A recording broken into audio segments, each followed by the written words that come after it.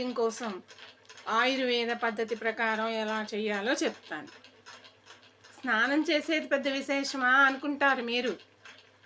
స్నానం చేయటమే జీవితానికి ఎంతో ఇంపార్టెంట్ అయినటువంటి విషయం.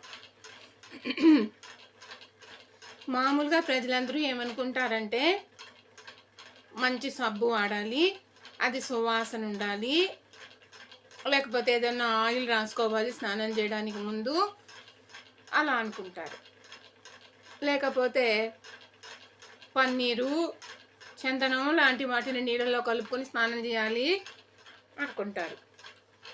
పూర్వం అలాగే చేసేవారు కూడా. కానీ అది కాదు ముఖ్యం.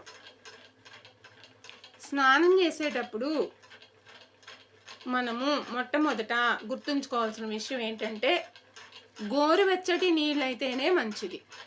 మరీ సలసలా కాగే నీళ్ళు